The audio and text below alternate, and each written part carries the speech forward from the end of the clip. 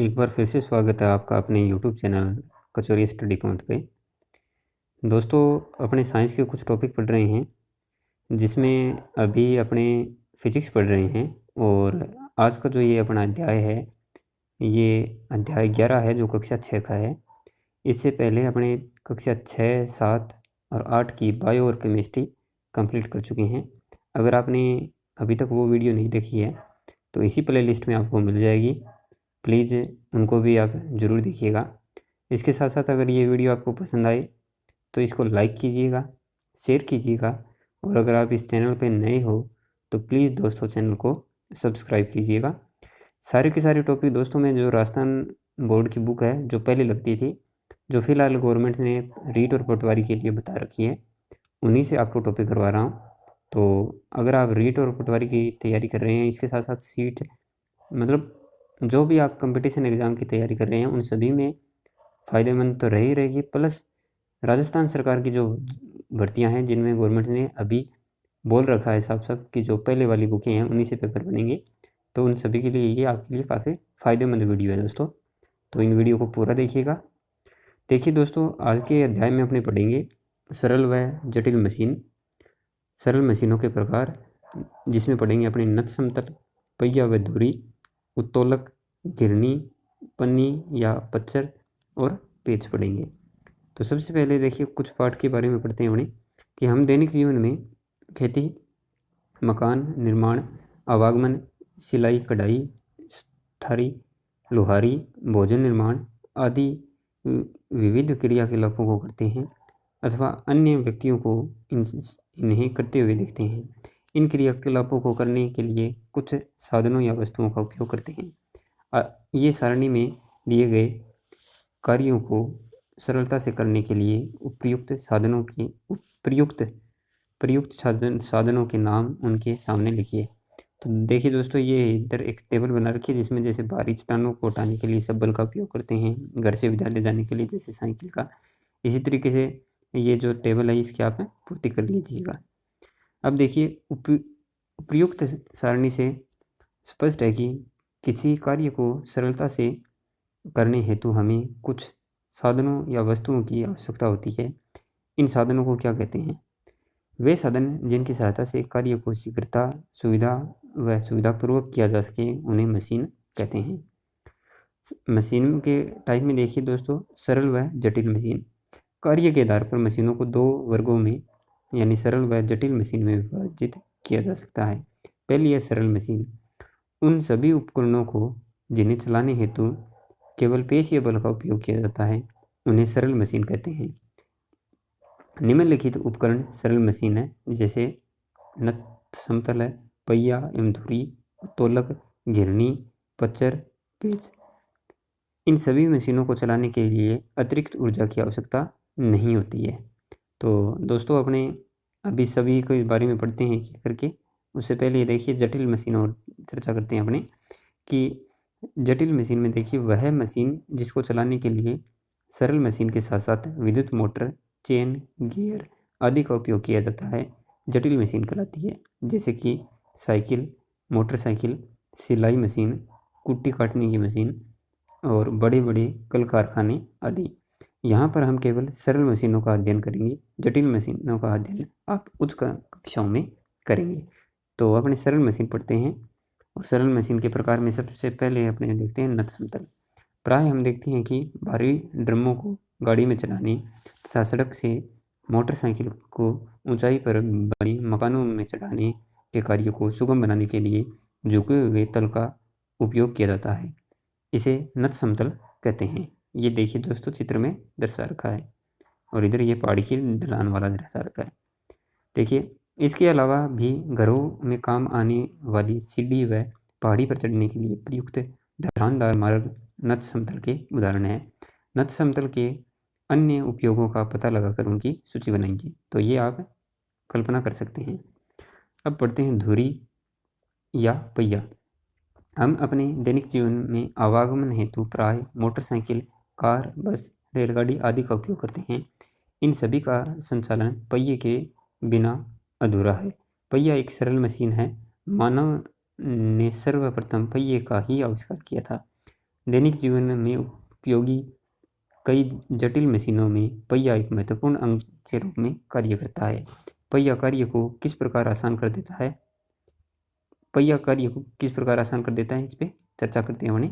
आओ करके सीखें। इसके लिए गतिविधि है दोस्तों, एक बिना पहिए वाला भारी अटैची को फर्श पर खिसकाइए। अब इसके स्थान पर पहिए लगी भारी अटैची को फर्श पर खिसकाइए।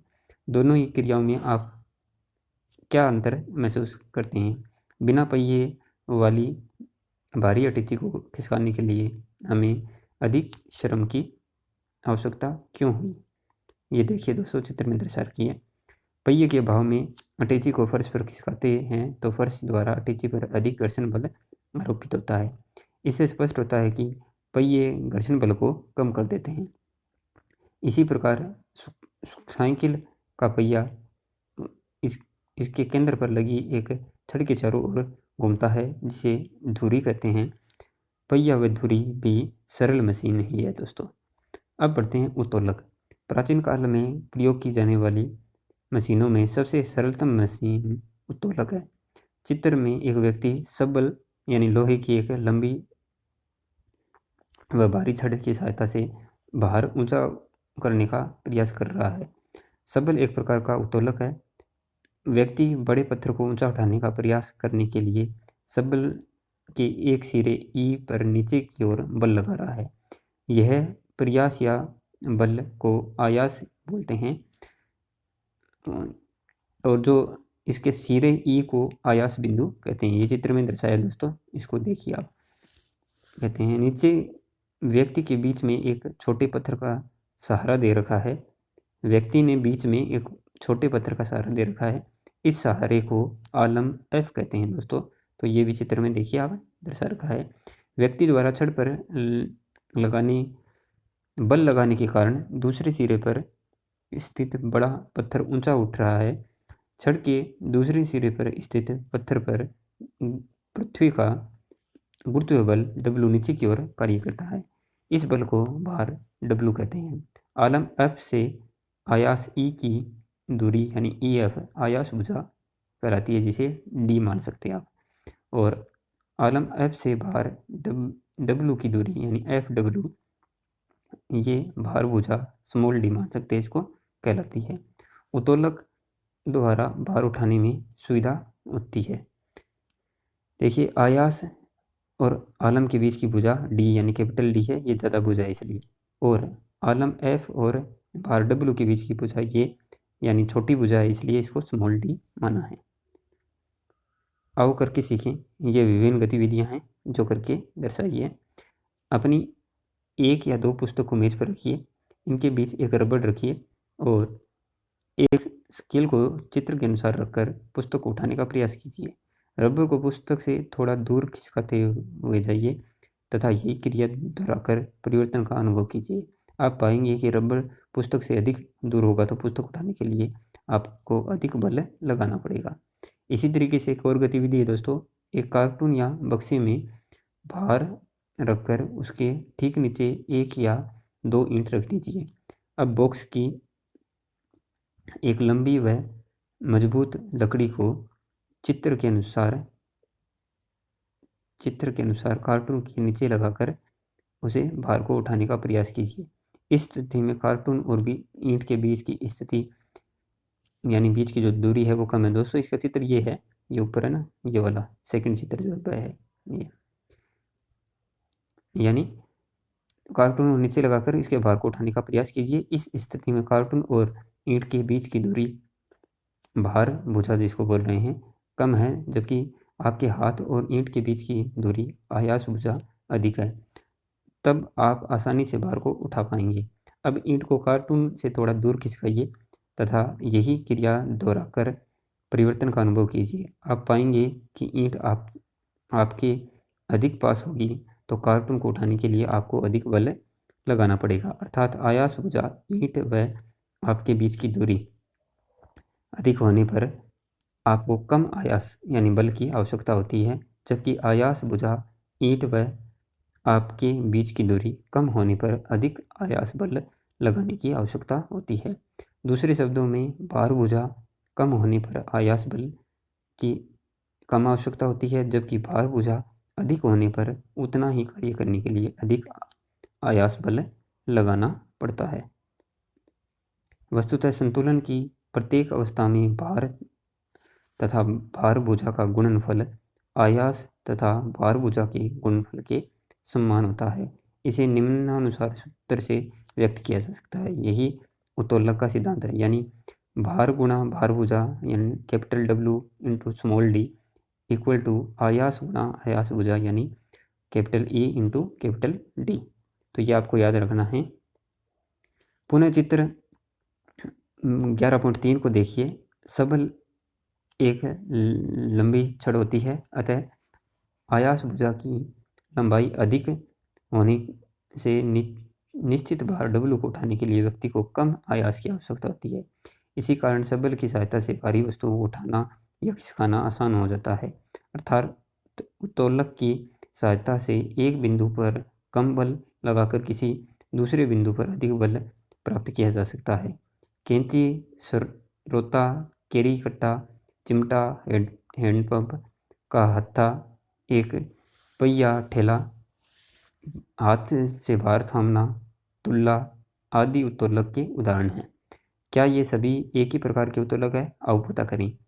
देखिए, आयास E, भार W तथा आलम F की स्थितियों के आधार पर उत्तोलक 3 प्रकार के होते हैं। ये दोस्तों चित्र में दर्शा रखे हैं। देखिए, हैंडपंप में दर्शा रखा है इधर, इसमें E, F और W का क्रम देखिए आप, और इधर कैंची है, इसमें E, F, W का क्रम देखिए, और इसके साथ जो तुल्ला है इसमें भी E, F, W का क्रम देखिए। ये प्रथम प्रकार के उत्तोलक है सारे के सारे। यानी सबसे पहले अपने देखते हैं कि प्रथम प्रकार के उत्तोलक सबल, कैंची, संडासी, तुल्ला, हैंडपंप आदि का अवलोकन कीजिए। इनमें आलम F कहाँ स्थित होता है? देखिए, आलम F दोस्तों बीच में है। तो ऐसे उत्तोलक जिनमें आलम F की स्थिति भार W तथा आयास E के बीच में स्थित होती है, उन्हें प्रथम प्रकार के उत्तोलक कहते हैं। यह भी कीजिए, चित्र के अनुसार साइकिल के पहिए की तानी का टुकड़ा लेकर इसके मध्य में एक स्केल को बांध दीजिए। स्केल के दोनों सिरों पर प्लास्टिक के 2 चम्मच बांध दीजिए। अब प्लास्टिक के 2 छोटे पुराने जार लेकर उनको आधा रेत से भर दीजिए ताकि ये पर्याप्त भारी हो जाए। इन जारों को थोड़ी दूरी पर रखकर तानी के दोनों सिरों को जारों में चित्र के अनुसार इस प्रकार फंसा दीजिए कि यह स्वतंत्र घूम सके। इस प्रकार यह आपका खिलौना सीसो तैयार हो जाएगा। इसके दोनों चमचों पर भार रखकर इस उत्तोलक का प्रदर्शन कीजिए। क्या यह प्रथम प्रकार का उत्तोलक है? आलम और भुजा की लंबाई का मान बदलकर इन परिवर्तनों को अनुभव की व्याख्या कीजिए। अब अपन पढ़ते हैं द्वितीय प्रकार का उत्तोलक। सरोता, केरिकट्टा, फ्रूट कटर एवं एक पहिया ठेला गाड़ी का अवलोकन कीजिए। इनमें आलम तथा F के बीच भार W स्थित होता है। इन्हें द्वितीय प्रकार के उत्तोलक कहते हैं। यानी द्वितीय प्रकार के उत्तोलक कौन से होंगे? जिनमें भार W F बीच में होगा, भार W बीच में होगा, और जिनमें F बीच में होगा वो क्या होंगे? वो प्रथम प्रकार के उत्तोलक होंगे। तो ये चित्र में दर्शा रखा है, इसको देखिएगा आप। तृतीय प्रकार के उत्तोलक, जिस उत्तोलक में भार W तथा F के मध्य आयास E स्थित होता है उसे तृतीय प्रकार के उत्तोलक कहते हैं, जिसमें चिमटा, हाथ से भार थामना आदि तृतीय प्रकार के उत्तोलक है। ये देखिए दोस्तों, चित्र में दर्शा रखा है। इनमें आयास क्या होता है? बीच में स्थित होता है, ठीक है, और भार और F के बीच में। उत्तोलक के प्रकार, प्रथम प्रकार के उत्तोलक तो आप याद रख सकते हो, प्रथम यानी फर्स्ट, तो F बीच में होगा। द्वितीय प्रकार के उत्तोलक में W यानी भार बीच में होगा, और तृतीय प्रकार के उत्तोलक में E यानी आप ऐसे याद रख सकते हो, E फॉर इंड यानी अंत में होगा ये, तो इसका राइट मतलब आप ऐसे मान सकते हो, इसको E को बीच में लेना है। ये मैंने आपको एक छोटी सी ट्रिक बताई है। अब पढ़ते हैं अपनी घिरनी। घिरनी एक छोटा सा पहिया होता है। ये प्राय ढलवां लोहे की बनी होती है, जिनके बीच का भाग घिरनी के छिद्र से बाजुओं द्वारा जुड़ा होता है। इनकी संख्या 4 या 6 होती है। पहिया अपने गुरुत्व केंद्र से जाने वाली तथा स्वयं के तल के लंबवत धुरी के चारों ओर स्वतंत्रतापूर्वक घूमता है। ये देखिए दोस्तों, चित्र में गिरनी दर्शा रखी है और ये गिरनी की सहायता से बाल्टी को खींच रहा है और एक बिना गिरनी से बाल्टी को खींच रहा है। देखिए, आपने देखा होगा कि जल से भरी बाल्टी को बिना गिरनी के कुएं से बाहर निकालने में कठिनाई होती है तथा थकान भी शीघ्र आ जाती है, क्योंकि इस समय व्यक्ति द्वारा लगाई गई बल की दिशा गुरुत्वाकर्षण बल की विपरीत होती है। किंतु गिरनी की सहायता से जल से भरी बाल्टी को कुएं से बाहर खींचना आसान हो जाता है। हमें गुरुत्वाकर्षण के विपरीत ऊपर की ओर बल लगाना पड़ता है, लेकिन गिरनी के प्रयोग से बल की दिशा बदल जाती है, जिससे रस्सी को ऊपर खींचने की अपेक्षा नीचे की ओर खींचना आसान हो जाता है। गिरनी का प्रयोग बड़े बड़े कारखानों, क्रेनों, मकानों में भारी वस्तुओं को ऊपर चढ़ाने में, मंच से पर्दा हटाने आदि में किया जाता है। अब देखिए पच्चर या वेस।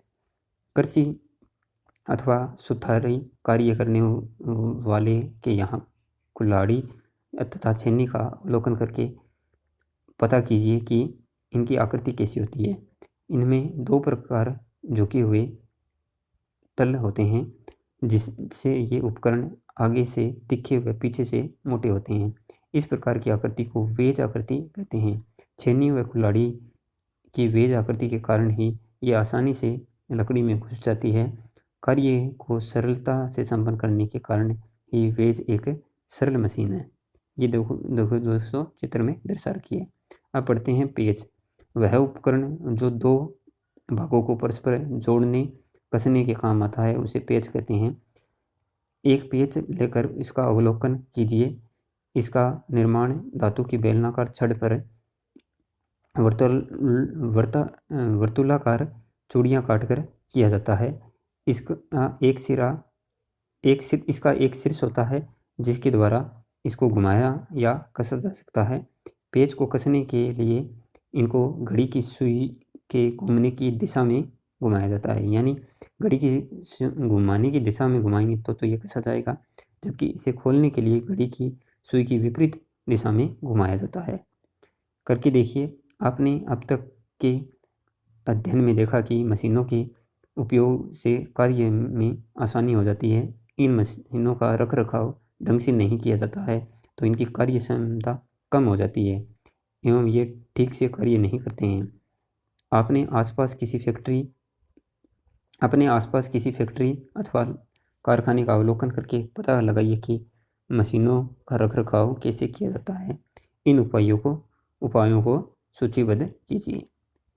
ये दोस्तों पाठ का सार है। इस वीडियो को पॉज करके यानी रोक के एक बार ज़रूर देखिएगा आपने इस पाठ में क्या सीखा है। अब इसके कुछ क्वेश्चन करते हैं। आपके कितने क्वेश्चन सही होते हैं कमेंट सेक्शन में ज़रूर बताइएगा। देखिए, चिमटे में आयास, आलम व भार का क्रम होता है। तो चिमटे में क्या होता है दोस्तों? आयास क्या होता है? बीच में होता है, यानी ई वाली सिचुएशन क्या होती है? बीच में होती है। तो इसका राइट आंसर हो जाएगा से, भार, आयास और आलम। मशीन की सहायता से कार्य करने में ऊर्जा अधिक लगती है, बल अधिक लगता है, सरल व सुविधा होती है। तो यही हो जाएगा दोस्तों, सरल व सुविधा होती है। निम्नलिखित में से जटिल मशीन है। देखिए, पेच, वेज, सिलाई मशीन, पहिया। तो कौन सी जटिल मशीन हो जाएगी दोस्तों इनमें से? तो इनमें से जटिल मशीन हो जाएगी अपने सिलाई मशीन हो जाएगी। ये जटिल मशीन का उदाहरण है। भारी वस्तु को खिसकाने के लिए पहिए लगाए जाते हैं। तो पहिए क्या करते हैं दोस्तों? पहिए घर्षण बल को क्या कर देते हैं? कम कर देते हैं। तो इसका राइट आंसर हो जाएगा वह घर्षण बल को कम करने के लिए। पेच को खालिस्तान के लिए घड़ी की सुइयों के घूमने की दिशा में घुमाया जाता है। तो घड़ी की घूमने की सुई की दिशा में घुमाएंगे तो क्या हो जाएगा? ये कसा जाएगा, यानी पेच को कसने के लिए। और धुरी व पहिए के प्रयोग से खालिस्तान बल कम लगता है। धुरी व पहिए के प्रयोग से घर्षण बल कम लगता है दोस्तों। मशीनों को लंबी आयु प्रदान करने व कार्य क्षमता बढ़ाने के लिए उचित खालिस्तान करना आवश्यक है। तो रख रखाव आ जाएगा दोस्तों। फिर गिरनी के प्रयोग से बल की क्या बदल जाती है दोस्तों? खालिस्तान यानी दिशा बदल जाती है। तो दोस्तों, इस तरीके से अपना ये अध्याय कंप्लीट होता है। आशा करता हूँ कि आपकी ये अच्छे से समझ में आया होगा। अगर समझ में आया तो इसको पॉजिटिव कमेंट के साथ लाइक और शेयर कीजिए और अगर आप इस चैनल पर नए हो तो प्लीज़ चैनल को सब्सक्राइब कीजिए और बेल आइकन को प्रेस कर दीजिए ताकि ऐसी ही वीडियो के नोटिफिकेशन आपको मिलते रहें। तो दोस्तों मिलते हैं नेक्स्ट वीडियो में एक नए टॉपिक के साथ। तब तक के लिए जय हिंद, वंदे मातरम।